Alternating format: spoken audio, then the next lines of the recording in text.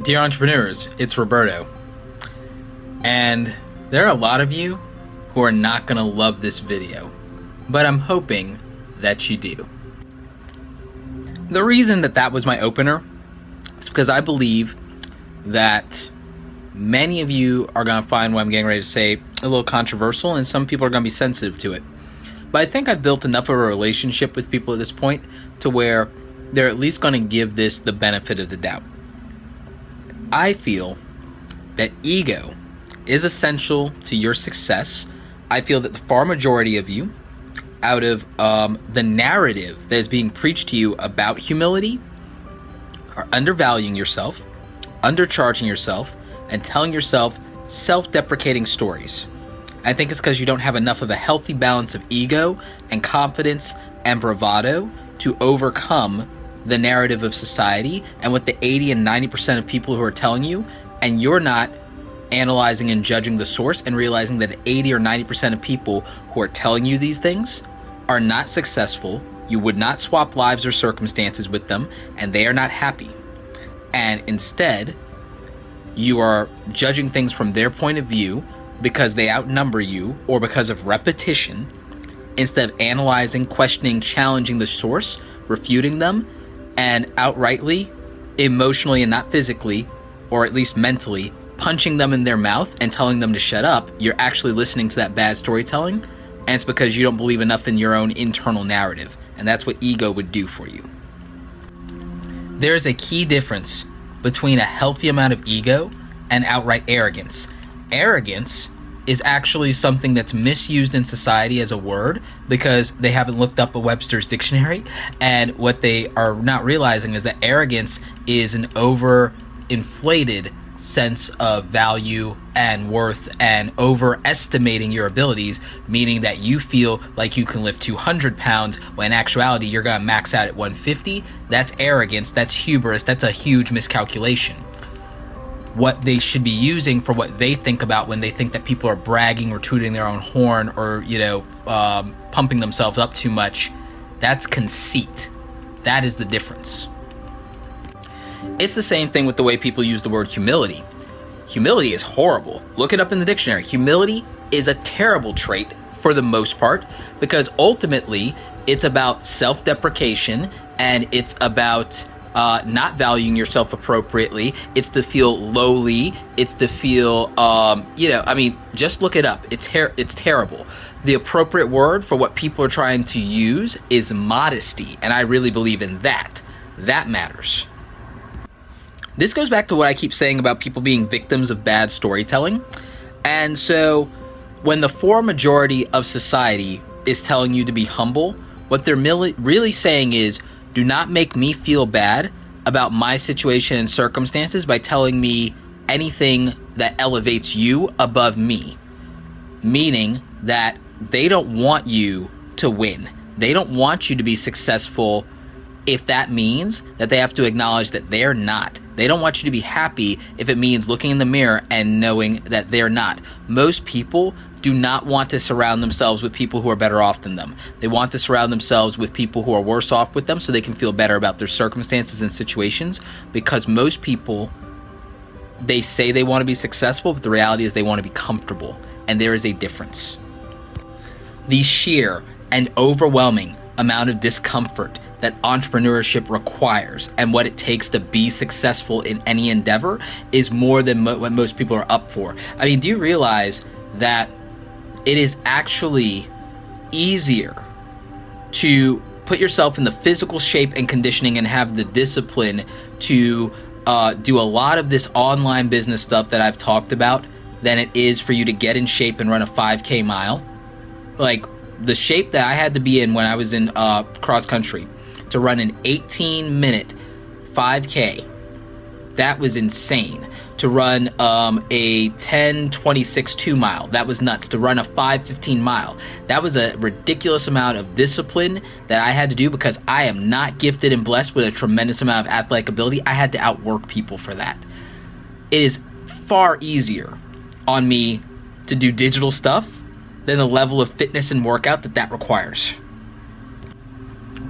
Being comfortable means sitting in the corner, standing up against the wall, and watching everyone else have a good time, versus going out and asking, the most gorgeous person in the room to dance. Like, if you actually take a shot, you could be successful. But on the other hand, to have the chance to take a shot, you have to first make yourself uncomfortable. And that's something the far majority of people are not willing to do. It is a lot easier to be likable and to let other people feel good about themselves, to be self-deprecating, to make fun of yourself, to think less of yourself, to undercharge. It's easy to do all of those things. It's really hard to demand respect, command it, be treated like you're worth, be treated like what you're worth, and things of that nature. That is far more challenging and difficult because it means taking a lot of risk, being uncomfortable, and it means dealing with rejection. The reason that I say you have to develop healthy ego is because it's the only real pathway from a mentality standpoint to success here, because you have to understand, you will be up against a ton of rejection. You will be up against a ton of skepticism. I mean, do you realize that 95% of people will not respect the process of success? They'll respect the wins if you're good enough to have them. The marketplace will respect your wins. The marketplace will not respect your process. Your parents might not respect your process. Your teachers might not respect your process. But when you deliver on the result, they'll respect that. And you guys know that it's true because you've lived it. There's enough of you who have lived it to where, how many of you, let me know in the comment section, that a bunch of people gave you crap about the way you went about something, and then when it worked, they barely acknowledged that, okay, you won, or you got it right, or okay, you were right and I was wrong, if they even did that. But it turns out that everything you did, for the most part, was the right thing, and no one respected it while you were doing it, but in the end, we're happy to reap the benefit. Let me know if that's ever happened to you. My peers and contemporaries gave me a lot of crap about giving away as much free advice as I do on YouTube, and the difference is, per hour, when I charge my maximum value versus them charging their maximum value, I'm probably, from the ones that I know about that disclose things to me, I'm beating them by 10x. That matters. That really matters. So in the end, circling back, they had to respect it. I have personal friends that, like when I started taking YouTube seriously, they felt it was a waste of my time, and the result is I get congratulations on a lot of my accomplishments that have sprung from the network that I built through YouTube, the obviously the earnings that went along with some of that, the relationships that I built. They're like, oh wow, but like they didn't respect the process because they didn't understand it. And so if I'd had way too much humility, I would have believed that they were more right than I was, and I would have listened to them, and I would have pivoted, and I would have lost out on all the successes and all the benefits and all the revenues that came from trusting my gut, having enough ego to believe that I was right, and that the 80-90% of people that were in my peer group, that were my contemporaries, that were friends, some that were family and everything like that, that all of them were freaking wrong, and I won. And now I get to say I told you so, and I don't, because I'm a modest enough person. But I would have every right to literally throw it in their face at this point, because no one wanted to respect the process, but now everyone respects the result. And there are so many of you that I need to drill this message home to, because you're letting this false narrative of humility versus actual genuine modesty affect you in a negative way through bad storytelling, and you also are not more willing to believe and to bet that you're right and to follow through on the thing that's gonna make you happiest and probably the most successful. And that is devastating to me, because there were years of my life where I look back now and things that I knew and things that I foresaw and things that I believed in, both in technology, in business, and the marketplace, that because of the false narrative of humanity, of believing, you know what, I can't possibly be the smartest person in the room here. I can't possibly know something that these people who are older than me don't know, but I did. And if I had banked on those things today, I would have, there would have been, in my 20s, I could have had a 6 or 7 figure business if I didn't listen to other people. The worst thing is, I wish I was kidding, and I wish I was exaggerating. I really wish I was exaggerating. I think that I don't regret anything about how my circumstances and situations have turned out. I wouldn't like, for the most part, I don't think I would change the past. There's a lot of things that I do for you guys because I can't go back in time and save myself. And that's why I create this series, I create my videos, I create that value, because I can't help a young Roberto.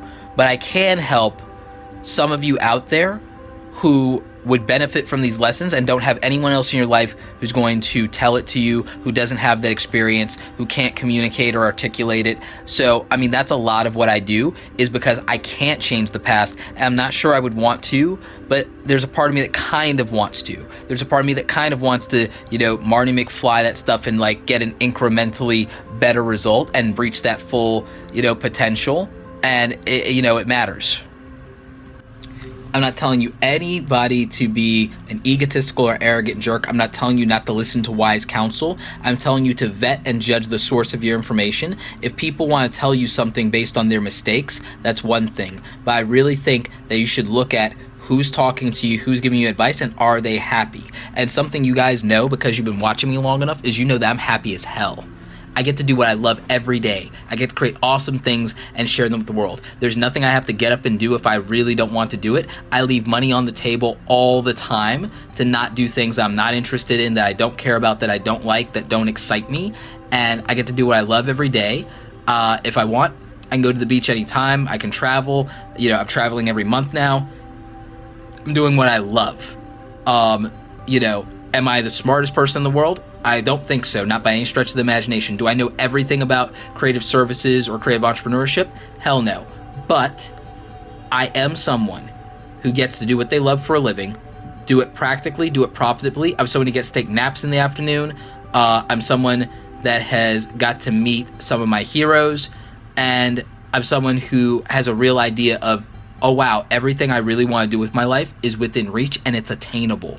There's nothing that I really want to do that I can't imagine having the ability to do anymore. And that's a very different place than where I was a few years ago. So, you know, when I say these things, that's the point of view I'm coming from, is that I want that for all of you, because it's something that until certain shifts in my mindset, until certain actions that I made into habits really set in, those things weren't on the table for me. They weren't in my future. And I want that for you. I really do, because I have to share the world with everyone. And if I can share the world with people who are more successful and happier, that's actually better for me. So it's actually, in this weird way, very selfish for me to help you. I desperately want you to have the audacity to believe in yourself more than anybody else. I really wish that on you. There are some of you right now that the reason that you don't have the success that you want is not a lack of ability. It's not a lack of smarts. It's not a lack of talent. There's somebody in your life that literally their storytelling is holding you back.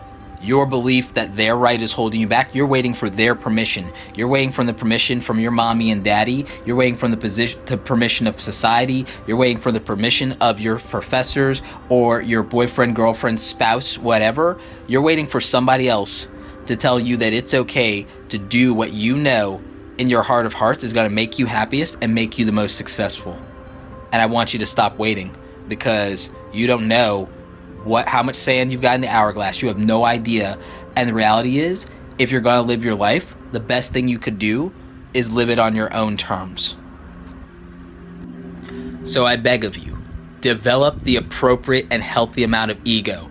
Really take stock of your abilities, your capabilities, and who is influencing the decisions in your life and the mindset and the way that you're thinking, and bet on yourself. Believe in yourself enough to give yourself the permission and give yourself the chance to do the things that you love, and just figure out how to make them practical. Instead of letting everyone talk you out of them, say, all right, I get that you may not get this thing and everything like that, but I don't need you to tell me how it's gonna fail. I need you to help me make it successful. It's like, you've already said your piece. You already told me you don't like, or you don't believe in it or whatever, cool. But do you believe in me? If the answer is yes, then help me figure this crap out and help me figure out how to win, and stop telling me that I'm gonna lose. That is my challenge to all of you. I want you, whoever is telling you in your life that you will not win, I want you to challenge them to believe in you, not in the horse, but to bet on you as a jockey, and to help you get to the finish line, help you, whether that's the training, the resources, whatever it is, the cheerleading, whatever it is that helps you drive on to the finish line, have them do that for you. And if they can't do that, then they don't believe in you, and that's when you stop listening. And that's my answer. And I know everyone's not going to agree with that. But guys, I want to know, what is it that you believe is going to make you the most successful? Let me know in the comments section, and let me know if you have support for that right now. Anyway, thanks you guys so much. Really enjoying the series. It's sad that season 1's coming to an end, but I'm really excited for some other things that are getting ready to happen. So stay tuned for that. And just remember, create something awesome today. Take care.